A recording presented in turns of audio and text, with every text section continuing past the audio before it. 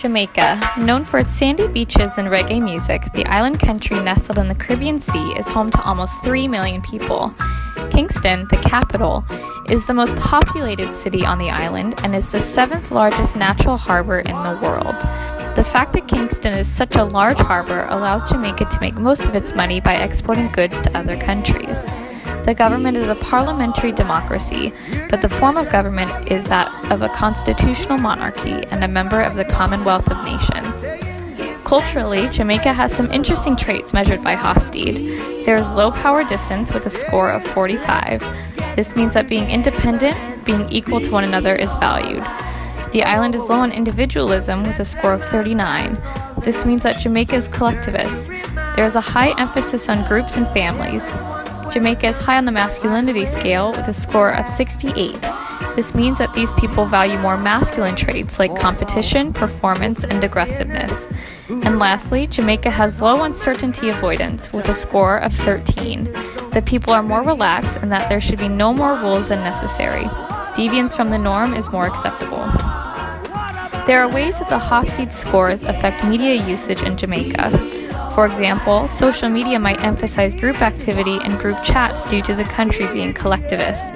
This is reflective of the fact that WhatsApp, a messenger application that allows users to voice message, share location, and group chat, is the most popular application in Jamaica. In fact, 60% of Jamaicans living on the island use the app over any other ways to communicate with family and friends. Jamaica's dominant medium is the internet, with over 1.6 million users and an 82% growth over the past 7 years. Radio is slowly decreasing in Jamaica as a popular medium, dropping 25% over the past 10 years. However, that does not mean that Jamaican music is not a huge economy booster. In fact, the Jamaican music industry is a multi-billion-dollar business, both locally and internationally. Reggae sales account for about 4% of Jamaica's gross domestic product, or GDP. The money that Jamaican media makes influences businesses on the island. The most recent news of media ownership involves the merging of Gleaner newspaper and Real Jamaican Radio, two of Jamaica's oldest and most respected media entities. The two companies together now own 5 FM radio stations, a free-to-air TV station, and 3 cable channels: Reggae Entertainment TV, Jamaican Sports Network, and Jamaican News Network. These two companies together now control over 80% of Jamaican media market. Jamaican news outlets like Jamaican News Network deal with their fair share of government control.